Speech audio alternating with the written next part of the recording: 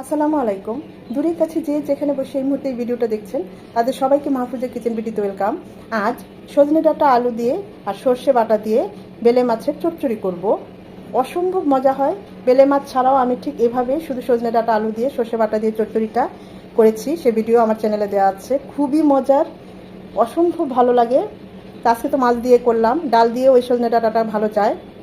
তা আশা করি আজকের এই ভিডিওটা আপনাদের ভালো লাগবে। আমি কিভাবে আজকে এই বেলে মাছের চচ্চড়িটা সজনে ডাঁটা দিয়ে করেছি সেটাই এখন আপনাদেরকে দেখাবো।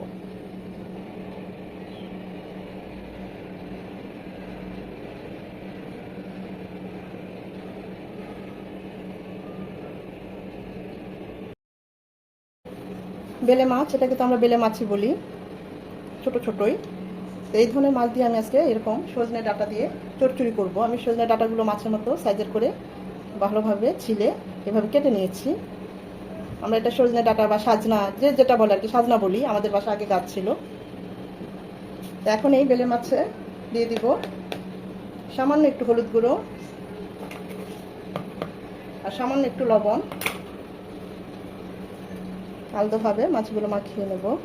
বেলে মাছ খুবই সফট এবং খুবই সুস্বাদু মাছ, যেভাবেই রান্না করি না কেন খুবই ভালো লাগে। তা আমার সজনেটাও খুব পছন্দ, সজনে চচ্চড়ি। তো ভাবলাম এই মাছ দিয়ে আজকে এই সজনে ডাঁটা দিয়ে বেলে মাছটা চচ্চড়ি করি, ভালো লাগবে। রেস্টে রাখার কোনো দরকার নেই, আমরা এখনই চুলায় চলে যাব। মাছগুলো ভাজার জন্য দিয়ে দিচ্ছি সয়াবিন তেল। বৃষ্টি রিমঝিম শব্দ হয়তো শুনতে পাচ্ছেন, ভালোই বৃষ্টি নেমেছে।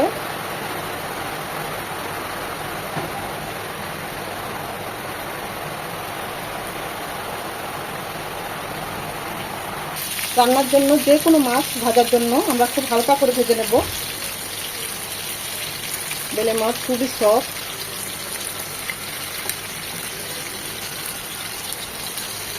পোয়া মাছ, বেলে মাছ,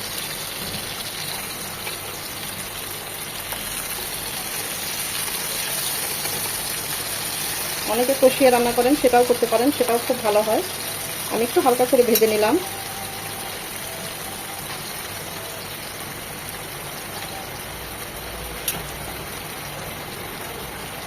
ওই পাশটা ঠিক 1 মিনিট এভাবে হালকা করে ভেজে নেব।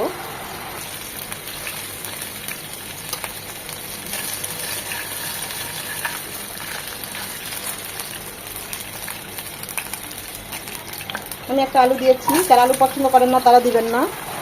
1 চিমটি লবণ দিয়ে দিলাম। আলুটাকে এই তেলে 2 মিনিট ভেজে নেব। আলুটাকে ভেজে নেওয়ার পর, একটু বেশি ভাজবো না, জাস্ট 1 থেকে 1.5 মিনিট। সাজানা এভাবে লম্বা লম্বা করে কেটে নিয়েছি, এই তেলেই হালকা 1-2 মিনিট ভেজে নেব, ঠিক আলুর মতোই। আবার সব কিছু আলু আলু কষিয়েও রান্না করি, আবার এরকম একটু হালকা করে ভেজেও নেই।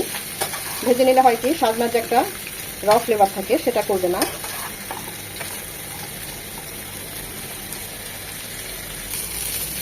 জাস্ট 2 মিনিট ভেজে নিলেই হবে আলুর মতো। লাল লাল করার কোনো প্রয়োজন নেই। আমি এখন এগুলো উঠিয়ে নেব। রান্নার জন্য দিয়ে দিচ্ছি সয়াবিন তেল 3 চামচ। আপনার চাইলে সরষের তেলও রান্না করতে পারেন। একটা বড় সাইজের পেঁয়াজ কুচি।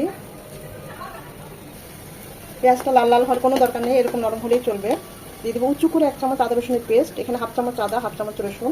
এটাকে 1 মিনিট ভেজে নেব যেন আদা ঝাঁঝালো গন্ধটা চলে যায়।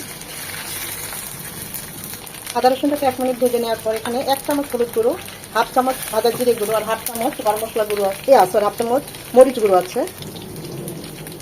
একটু গরম পানি দিয়ে গুলিয়ে দেবো। গুঁড়ো মশলা পানি দিয়ে গুলিয়ে দিলে বাটা মশলা ফ্লেভার টেস্ট দুটোই আসে।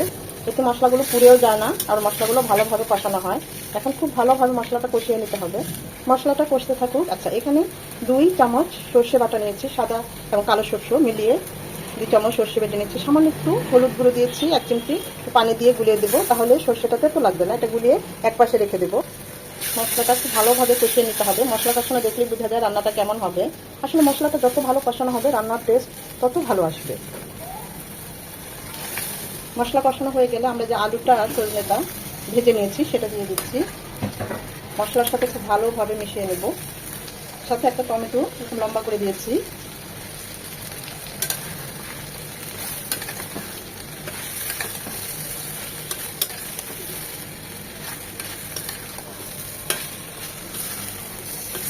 টমেটোর কাঁচা ভাতটাও চলে যাবে, আলু আর সজনেটাও 2 থেকে 3 মিনিট মশলার সাথে কষবে।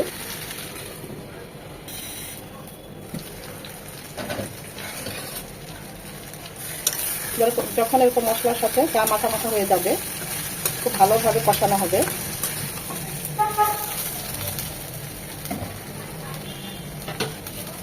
এই পর্যায়ে দিয়ে দিব ফুটানো পানি। যেহেতু আমি একদম মাখো মাখো করবো, তাই বেশি দিচ্ছি না, আমি 1.5 কাপ দিচ্ছি।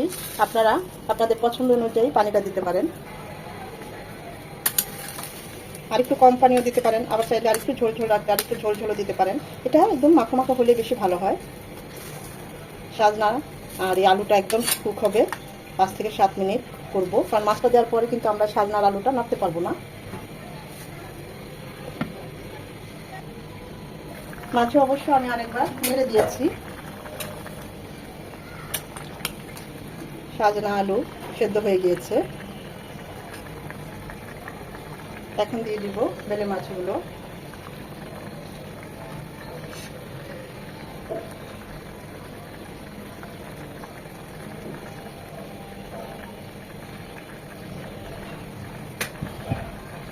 আমি মাঝখানে কেটে দিয়েছি 4-5টা কাঁচামরিচ, যাতে ঝালটা বের হয়ে আসে। যারা ঝাল পছন্দ করেন না, আস্তটা দিবেন।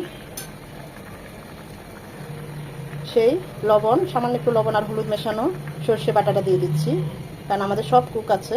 বেলে মাছটা হতে বেশি সময় লাগবে না, 4 থেকে 5 মিনিট। স্বাদ অনুযায়ী লবণ।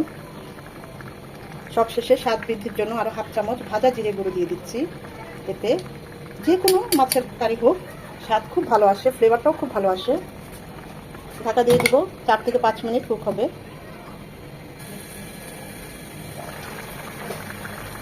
যেহেতু মাছগুলো খুবই সফট, উল্টে দিচ্ছি না। এখন আর ঢাকবো না, ঝোলটা আরেকটু 3-4 মিনিট এভাবেই টানিয়ে নেব। টেস্ট করেছি, সব ঠিক আছে, মাশাআল্লাহ অনেক মজা হয়েছে। আপনারা চাইলে মাখো মাখোটা রাখতে পারেন।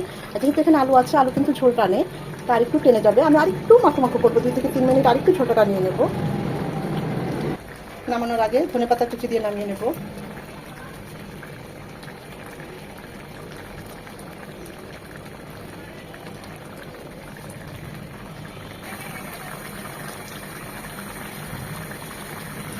আমি এখন চুলাটা অফ করে দিলাম।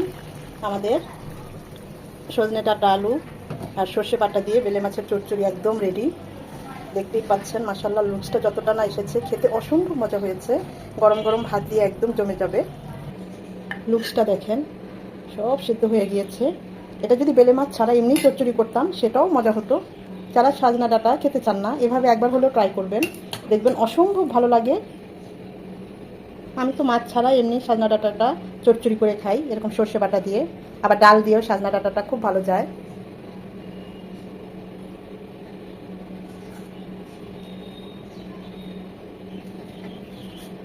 আমি তো এই মাখো মাখোটাই রাখলাম, আপনারা চাইলে আরেকটু টানিয়ে নিতে পারেন, সেটাও খুব ভালো হয়।